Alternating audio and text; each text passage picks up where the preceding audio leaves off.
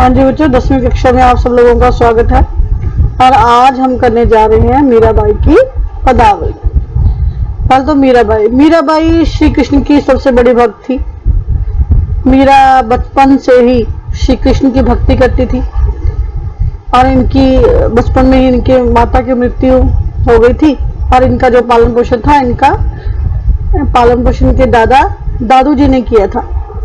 फिर इनकी शादी राणा सांगा के सबसे बड़े पुत्र राजा भोज के साथ हो गई। शादी के थोड़ी देर बाद ही इनके पति की मृत्यु हो गई और इसी दुखद घटना के कारण जो मीराबाई थी वो संसार से विरक्त हो गई थी और उन्होंने अपना सारा जीवन श्री कृष्ण की भक्ति में ही लगा दिया।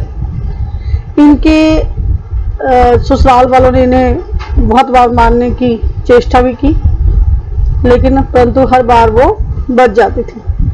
तो अभी हम देखते हैं मीराबाई की पदावली। इसको आप लोगों ने ध्यान से सुनना है और देखना है, समझना है।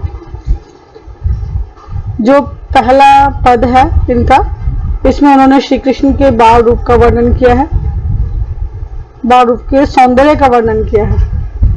हाँ जी। बसो मेरे नैनन में नंदलाल, मोहिनी मूरत सांवरी सूरत, नैना बने विशाल, मोर मुकुट मकराकृत कुंडल, अरुण तिलक दियो भाल। बेटा यहाँ पे भाला शब्द दिया गया है, लेकिन यहाँ पे भाला नहीं है, भाल है।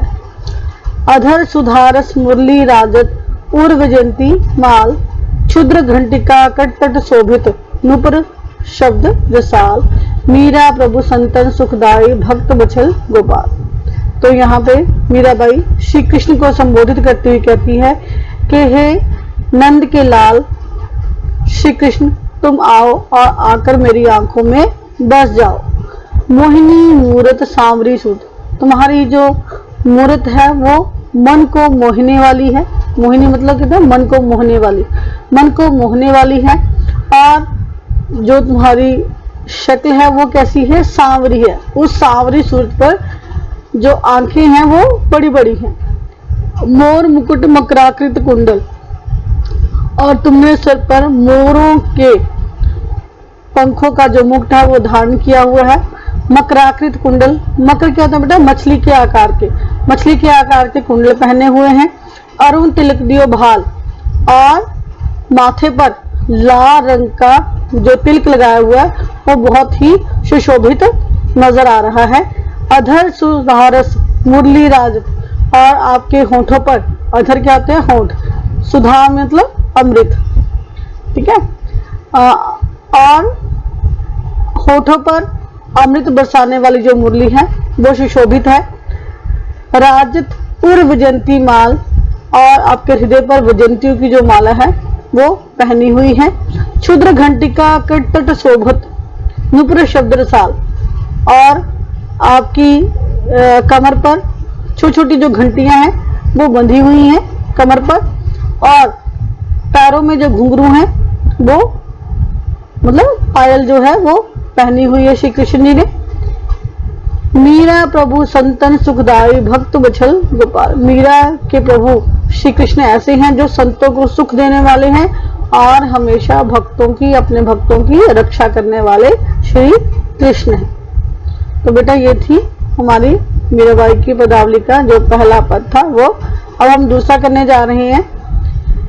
मेरे तो गिरधर गोपाल, दूसरा न कोई, ठीक है। जाके सिर मोर मुकुट, मेरो पति सोए। ये जो पद है ये तब क्या है जब मीरा जी को उनके ससुराल वालों ने बहुत ज्यादा तंग कर दिया था। तब उनको लगता था कि मेरा इस दुनिया में, इस संसार में और कोई नहीं है श्री कृष्ण के बिना। तो इसलिए वो वहां पे कहते कि मेरे तो गिरधर गोपाल, गिरिधर, गिरी मतलब पर्वत, धर मीन धारण करने वाले, कहते मेरे तो गिरी को धारण करने वाले मतलब श्री कृष्ण, मेरे तो सिर्फ वही है, दूसरा ना कोई, मेरा कोई और कोई भी नहीं है। जाके सिर मोर मुकुट, मेरो पति सोए, कहते जिसके सिर पर मोरों का मुकुट है, मेरा पति तो अब वही है। तात मात भ्रात बंधु, आप नो कोई, तात मतलब पिता, मात मतलब माता, भ्रात भाई, बंधु मतलब रिश्तेदार। कहते अब तो मेरे पिता, माता, भाई, बंधु सब कुछ श्री कृष्ण ही है, आप दोनों कोई, अब उनके अलावा मेरा और कोई भी नहीं है। छाड़ दई कुल की कहानी, कहानी मतलब कहता मर्यादा, इज्जत। कहते अब तो मैंने कुल की जो मर्यादा है, कुल की जो इज्जत है वो सब कुछ छोड़ दी है, अब मुझे किसी की परवाह नहीं है। कहा करे कोई, कि कोई कुछ भी कहे, अब मुझे उससे कुछ भी फर्क नहीं पड़ता। संतन डिग बैठ बैठ लोक लाज कोई, कहते मैंने तो अब संतों के साथ बैठ बैठ कर, उनके पास बैठ बैठ कर अब तो सारी लोक लाज खो दी है। आंसुअन जल सींच सींच प्रेम बेल बोई, कहते मैंने तो अपने आंसुओं रूपी जल से इस प्रेम रूपी बेल को सींच दिया है। अब तो बेल फैल गई, अब तो वो प्रेम रूपी जो बेल थी अब तो वो फैल चुकी है। आनंद फल हुई, और अब तो उस पर जो आनंद रूपी फल है वो अब लगने लग गए हैं। भक्त देख राजी भई, कहते इस बेल को देखकर जो भक्त हैं वो तो खुश हो गए हैं, राजी मतलब खुश होना, खुश हो गए हैं। जगत देख रोई, और जो सांसारिक मोह माया में फंसे हुए लोग हैं वो इस बेल को देखकर दुखी हुए हैं। दासी मीरा लाल गिरधर तारो अब मोही, तो मीरा जी कह रही हैं कि हे श्री कृष्ण, मैं तो आपकी दासी हूँ, अब आप ही मुझे इस भव सागर से पार लगा दो। ठीक है, तो ये थी मीराबाई की पदावली। मुझे पूरी आशा है कि आप लोगों को अच्छे से ये समझ आ गई होगी। अब हम इसका थोड़ा सा जो अभ्यास है वो करते हैं। जैसे पहला प्रश्न है, श्री कृष्ण ने कौन सा पर्वत धारण किया था? हाँ जी बेटा, गोवर्धन पर्वत। कौन सा पर्वत धारण किया था? गोवर्धन पर्वत।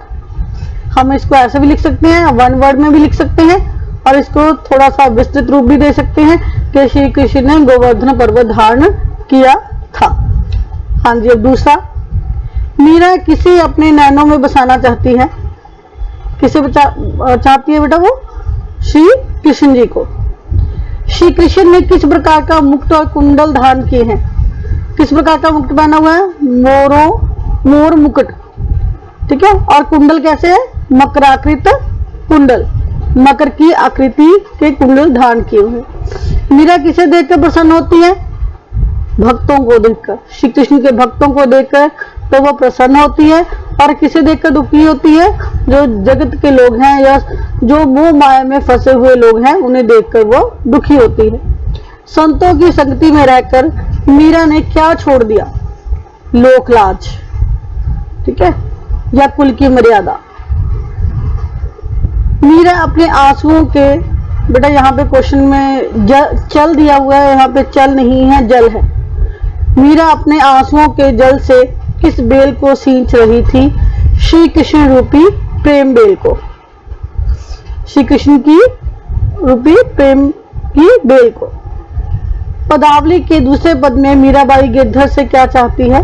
वो चाहती है कि तुम आओ, कि मेरे तो अब सिर्फ आप ही हो, आपके बिना मेरा इस संसार में, इस दुनिया में कोई भी नहीं है। हाँ जी बेटा, ये सब प्रसंग व्याख्या दी हुई है, ये तो अभी हमने अभी की है, इसको ध्यान से आप लोगों ने अच्छे से करना है। उसके बाद है कुछ पर्यायवाची शब्द। पर्यायवाची शब्द क्या होते हैं? समानार्थक शब्द। जैसे भाल, भाल क्या होता है? मस्तक, माथा। प्रभु, प्रभु को हम और क्या कह सकते हैं? ईश्वर, परमात्मा, ईश। जगत, जगत को क्या सकते हैं? संसार, विश्व, जग। वन, वन जंगल, विपन, कानन। ठीक है, ये इसके पर्यायवाची कुछ शब्द हैं। उसके बाद निम्नलिखित भिन्नार्थक शब्दों के अर्थ लिखकर वाक्य में प्रयोग कीजिए।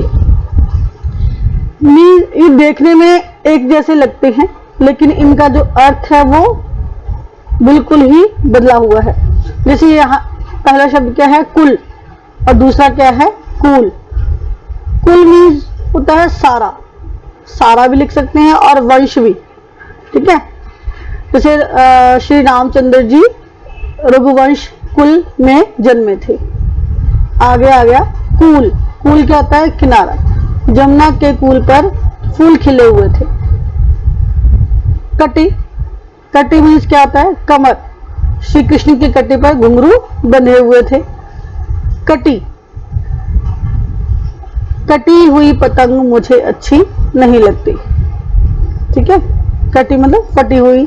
ठीक है, तो ये थे हमारा जो मीराबाई की पदावली का कुछ अभ्यास था, वो हमने अभी इसका किया है।